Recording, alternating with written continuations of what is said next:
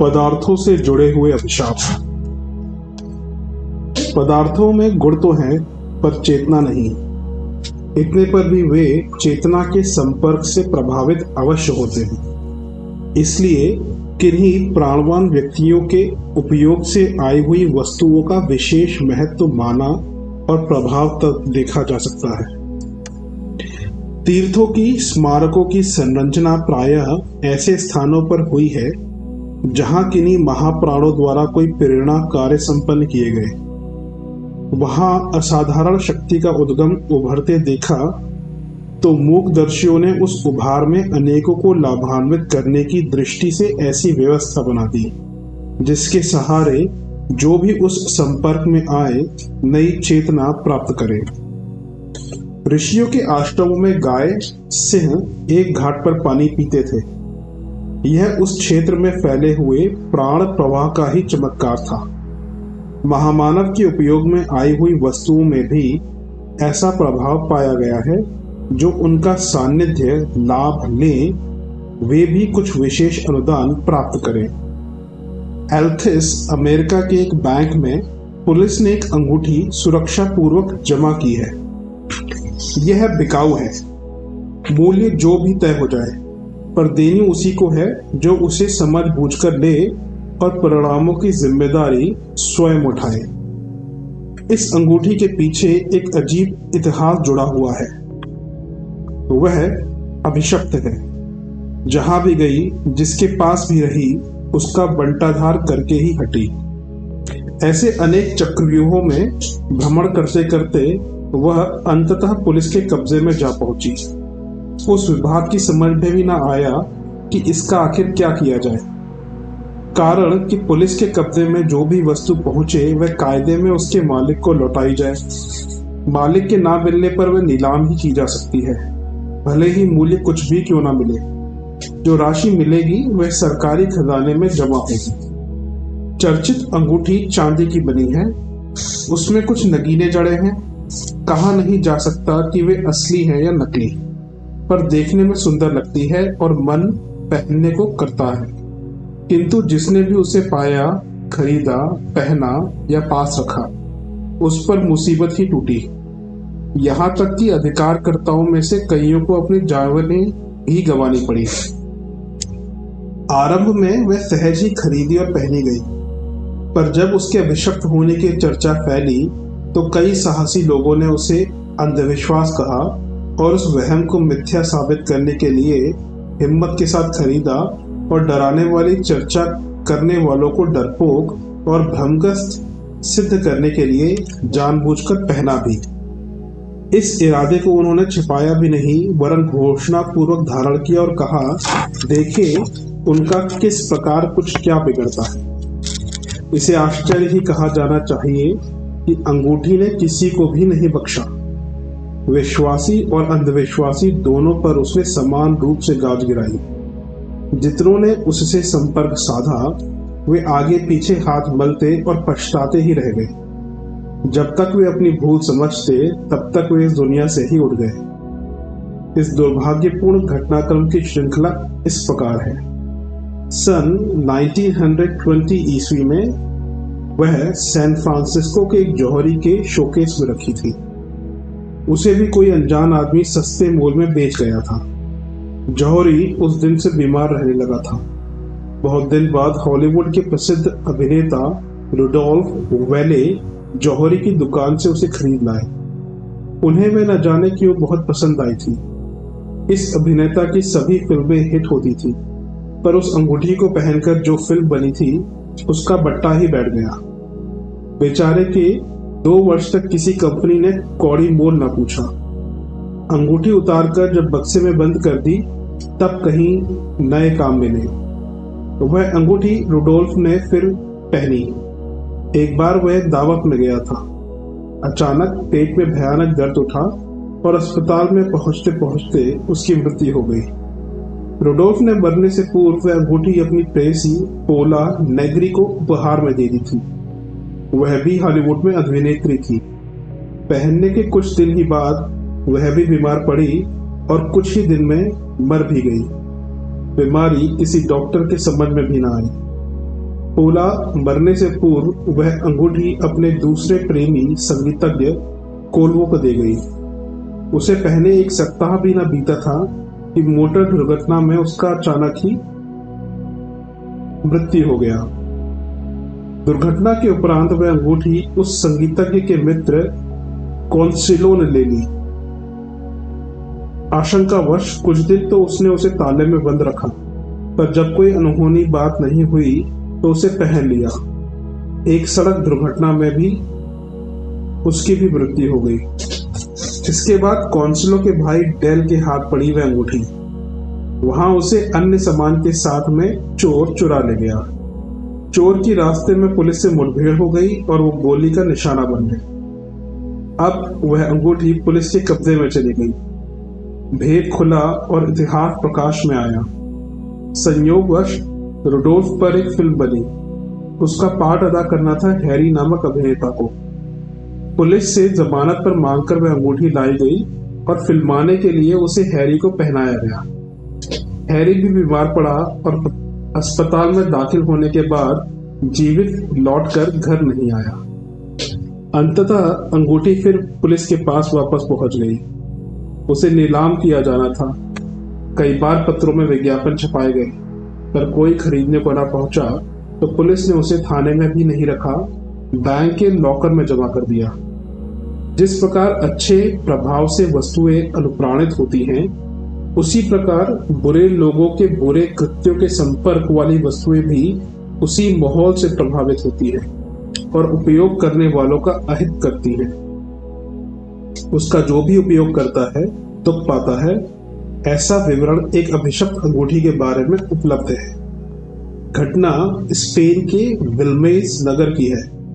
उस मकान में एक वृद्धा अपने परिवार सहित रहती और सामान्य गृहस्थ जैसा जीवन गुजारती थी। सन 1971 ईस्वी अगस्त का महीना था। दोपहर का भोजन बनाकर वृद्धा उठ ही रही थी कि उसे सामने की दीवार पर एक आकृति दिखाई पड़ी, भित्त चित्र जैसी। देखने में वह कुरूप और डरावनी थी।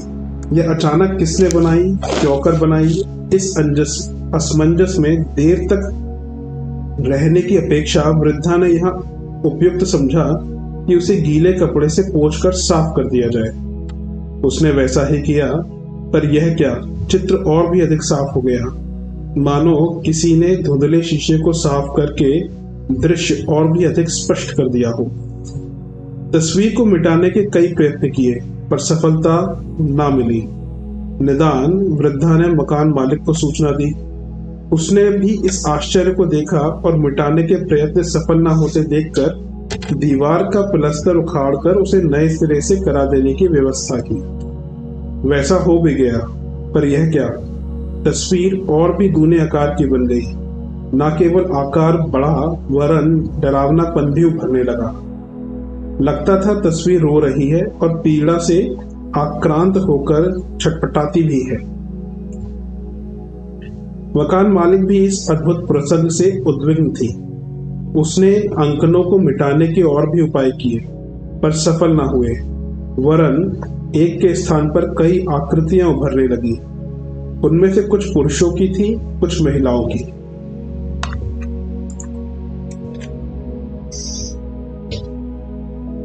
वृद्धा ने डरकर घर खाली कर दिया और वह अन्यत्र चली गई। मालकिन को डर था कि कहीं उसका घर भुतहा होकर बदनाम न हो जाए, पर यह बला कहीं उसके परिवार को तंग न करने लगे। चर्चा फैली, निकटवर्ती शहर कार्डोवा तक समाचार पहुंचा। कौतूहलवश अनेक दर्शक आने लगे। पत्रकारों की मंडली आई, वे भी स्तब्ध थे। आकृतियां हिलने डुलने तक लगी थी, अपनी दुखी स्थिति का परिचय देने वाले मनोभाव प्रकट कर रही। पत्रकारों ने वैज्ञानिकों, विशेषज्ञों और अधिकारियों तक खबर पहुंचाई, तो वे सब इसकी वास्तविकता को परखने के लिए दौड़ पड़े। जो संभव था सो जांचा और जाना गया, पर कुछ हाथ न लगा। दीवारों पर अंकित होने वाली तस्वीरों का हिलना डुलना देखकर विशेषज्ञों ने ऐसे यंत्र लगाए जिनसे यदि वे कुछ वार्ता भी करती हो तो उसका आभास मिल सके। खुले कानों से तो वैसा कुछ सुनाई नहीं पड़ता था। यंत्र रात्रि भर रखे रहे। सवेरे उन्हें ध्वनि बढ़ाकर सुना गया तो रोने, चीत्कार करने, गिड़गिड़ाने जैसी ध्वनियां थी। वे कुछ कहती भी थी, पर जो कह रही थी वे समझा नहीं जा सका। निदान यह सोचा गया कि प्लस्तर उखाड़ने से परिवर्तन नहीं होता तो फर्श उखाड़ कर देखा जाए, शायद उसके नीचे कोई कारण छिपा हो। खोदने पर 1 दर्जन नरमुंड मिले। उनकी अवधि मध्य युग के सामंत काल की थी। अनुमान लगाया गया कि किन्हीं बर्बरों ने कोई नृशंस हत्याकांड करके उनकी लाशें इस स्थान पर गाड़ दी होंगी। मुंड वहां से बीनकर अन्यत्र पहुंचाए गए, उन्हें विधिवत दफनाया गया। इसके बाद दीवारों पर आकृतियां बनना बंद हो गईं। संभवतः अंत्येष्टि संस्कार पिंडदान तर्पण के रूप में भारतीय परंपरा इसी कारण ऋषियों ने चलाई थी। पिलखुआ मेरठ के एक आर्य समाजी परिवार में ऐसा प्रेत उपद्रव देखा गया जिस पर सभी स्तब्ध थे। अचानक सबके सामने कपड़ों में आग जलने लगना और कीमती वस्तुओं का देखते देखते भस्म हो जाना ऐसी घटना है जिसकी सच्चाई को दर्शकों की भारी भीड़ ने बार बार दिन दहाड़े देखा है।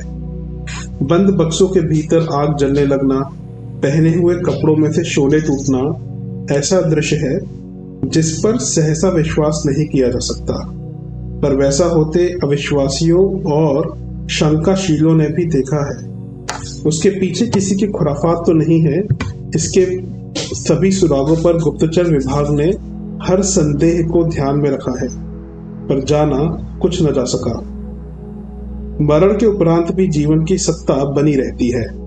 न केवल सत्ता का अस्तित्व रहता है, वरन संबंधियों के साथ किसी न किसी प्रकार संबंध बनाए रहने की भी उसकी इच्छा रहती है। कभी ये संबंध उदार होते हैं, उनमें सहयोग दृष्टिगोचर होता है, और कभी आक्रोश प्रतिरोध। आमतौर से उद्विग्न आत्माएं अपने विक्षोभ को डरावने या हानिकारक प्रसंगों के रूप में प्रकट करती हैं।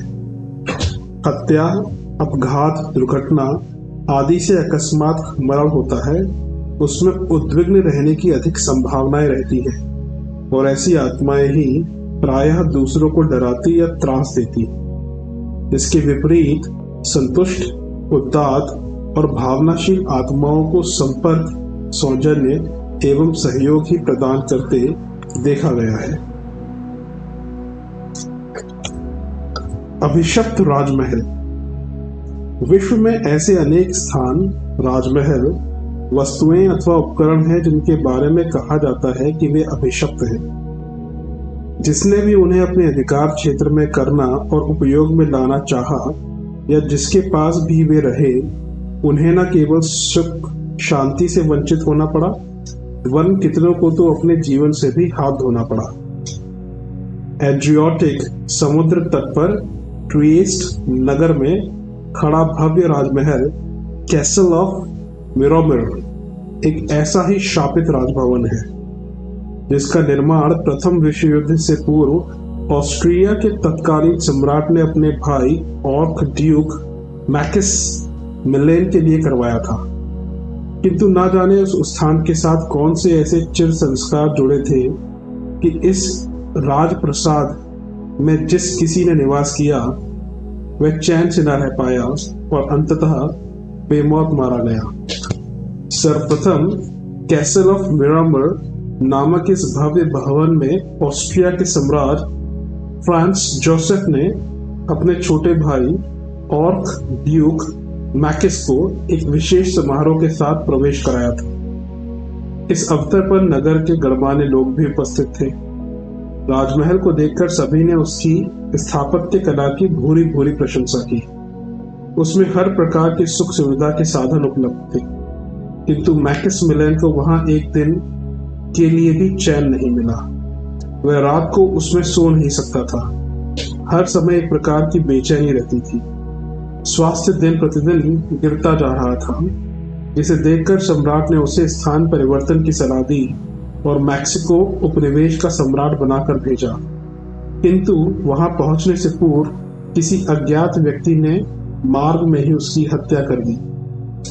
उत्तराधिकार में वह राजा प्रसाद मैक्सिमिलियन की भगिनी एलिजाबेथ को मिला।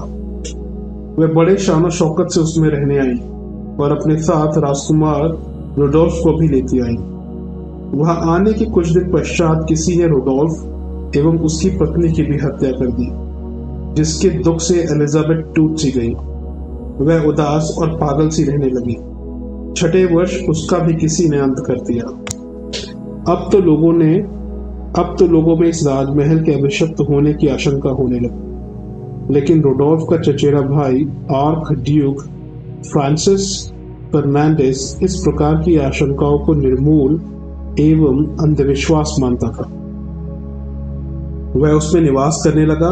दुर्भाग्यवश ट्वेस्ट नगर के समीप ही सरजावा नामक ग्राम में प्रथम विश्व युद्ध का सूत्रपात इसकी हत्या से ही आरंभ हुआ। इस युद्ध में राजमहल के सभी कर्मचारियों को मौत के घाट उतार दिया गया। साथ ही ऑस्ट्रिया पर इटली का आधिपत्य हो गया। मुसोलिनी ने इस राजभवन में अपने वफादार सैनिक अधिकारी ड्यूक एओस्टा को रहने के लिए भेजा, पर उसी बेचैनी और अदृश्य भय ने उसे भी दबोच लिया, जिसके चंगुल में फंसकर अब तक कई राजकुमारों और कर्मचारियों ने अपनी जानें गंवाई थी। विवश होकर मुसोलिनी को उसे इथियोपिया का वायसराय बनाकर विदेश भेजना पड़ा, लेकिन दुर्भाग्य ने उसका पीछा यहाँ भी नहीं छोड़ा। रास्ते में ही ब्रिटिश ईस्ट अफ्रीका में वह युद्ध कैदी बना लिया गया और अमानवीय यातनाएं देने के बाद उसे गोली मार दी गई।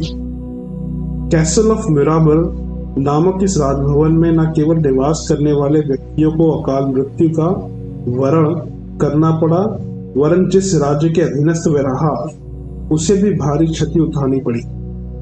द्वितीय विश्व युद्ध में यह नगर इटली से छिन गया और अमेरिका के आधिपत्य में आ गया। उस राजमहल में 2 सैनिक अधिकारियों मेजर जनरल पिएंट मुर एवं बिरनिस को निवास करने का आदेश मिला और वे रहने भी लगे, किंतु कुछ महीनों पश्चात लोगों ने देखा कि दोनों की लाशें क्षत विक्षत अवस्था में पड़ी थी। किसी ने उनकी हत्या कर दी थी। केवल अर्ध शताब्दी जितने स्वल्प समय में ही इस राजमहल से जुड़े कितने ही शासनाध्यक्षों, अधिकारियों एवं कर्मचारियों को समय से पूर्व ही अकाल मृत्यु का वरण करना पड़ा। कितनों की ही हत्या की गई। ऑस्ट्रिया, इटली, अमेरिका आदि भिन्न भिन्न राष्ट्रों के शासक इसमें रहे, पर कोई भी उसमें चैन से रहने नहीं पाया। भय का केंद्र बना हुआ जनशून्य वह भव्य राजभवन आज के बुद्धिजीवियों एवं वैज्ञानिकों के लिए एक चुनौती बना हुआ है। शापितों का प्यार जो शताब्दियों से अक्षुण्ण है। मथुरा के कारीगरों ने हवा के दबाव का सिद्धांत ध्यान में रखते हुए एक मनोरंजक खिलौना बनाया है, वासुदेव प्याला। यह एक प्याला है जिसके बीचों बीच श्री कृष्ण के पिता वसुदेव अपने छोटे बच्चे को गोदी में लिए बैठे हैं। इस प्याले में पानी भर दिया जाता है। आश्चर्य की बात यह है कि जब पानी श्री कृष्ण के पैरों को छू लेता है तो वह सारे का सारा पानी एक छेद में होकर हवा के दबाव से नीचे चला जाता है। ठीक इसी प्रकार का एक मूर्तिमान जादू प्रकृति ने एक जगह खड़ा कर दिया है। उसका खेल तो ऐसा ही है, पर उसका कारण उपयुक्त खिलौनों जैसा नहीं, वरन एक अजूबा है। उसका कारण तलाश करते करते वैज्ञानिकों को मुद्दतें बीत गई, पर अभी तक कोई संतोषजनक समाधान नहीं मिल सका कि आखिर ऐसा किस सिद्धांत के आधार पर होता है। एविग्नॉन के समीप एक छोटा सा ठंडे पानी का कुंड है। इसे बॉटकलोस का स्रोत कहते हैं।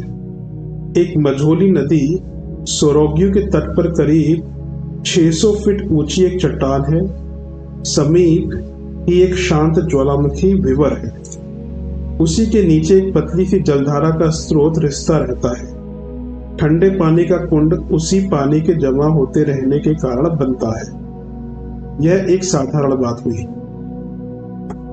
असाधारण बात यह है कि मार्च के महीने में सोते की रिसते रहने वाली जलधारा अत्यंत उग्र हो उठती है और इतने जोर से उफनती है कि एक भयंकर फुहारा जैसा फूटता दिखाई पड़ता है। यह पानी इतना अधिक और तीव्र होता है कि सोरोक्यू नदी में बाढ़ जैसी स्थिति पैदा हो जाती है। यह क्रम प्रायः 5 सप्ताह रहता है। पानी बढ़ता रहता है और बढ़ते बढ़ते वहां तक पहुंचता है जहां दूसरे तट पर अंजीर का पेड़ उगा हुआ है। अंजीर की जड़ों तक पहुंचने के बाद पानी अपने आप घटना शुरू हो जाता है और फिर कुछ ही दिनों में रिसने वाली वही सोते की पतली धार वहां दिखाई पड़ती है। सरकारी रिकॉर्ड के अनुसार पानी हर साल नियत तारीख को बढ़ता उतरता है, उसमें अंतर नहीं पड़ता। एक अनुमान होता था कि यह वर्षा का जल है जो पहाड़ों द्वारा सोख लिए जाने के बाद अन्य स्रोतों की तरह बहता है। कसौटी पर वह बात भी सही नहीं निकलती, कारण कि अन्य सोते वर्षा की अधिकता से अधिक पानी फेंकते हैं और सूखा पड़ने पर साल में वे भी सूखे रहते हैं। पर इस सोते के बारे में वह बात भी नहीं है। पानी ना बरसने के साल में भी मार्च में उसका वेग उसी तरह का था और अंजीर की जड़ तक पहुंचना यथाक्रम जारी भी रहा। ज्वालामुखी के विवरों में और सोते की तलहटी में बहुत गहराई तक खोजबीन कर ली गई है, पर इस अद्भुत प्रकृति लीला का कारण किसी की भी समझ में नहीं आया। इस सोते के बारे में एक लोक कथा है कि अंजीर कोई यक्ष और जलधारा कोई परी है जो शापवश इस स्थिति पर पड़े हैं, पर दोनों का प्रेम अभी भी यथावत मौजूद है। जलधारा अपने प्रेमी की जड़ें सींचने के लिए प्राणपण से प्रयत्न करती है और उफनकर फुहारे की तरह उस तक पहुंचती है। अंजीर उस सूखे चट्टान पर साल भर तक इस आशा पर हरा बना रहता है कि अगला वर्ष फिर आएगा और उसे अपनी प्रेमिका से मिलने का अवसर मिलेगा, भले ही वे चंद दिनों का ही क्यों ना। एक शापित अप्सरा और यक्ष है जो जड़ योनि में रहकर भी अपने असीम प्यार को शताब्दियों से अक्षुण्ण रखे हुए हैं, और एक हम है जिनका प्यार मात्र शोषण और विश्वासघात की दुर्भिसंधि बनकर रह गया है।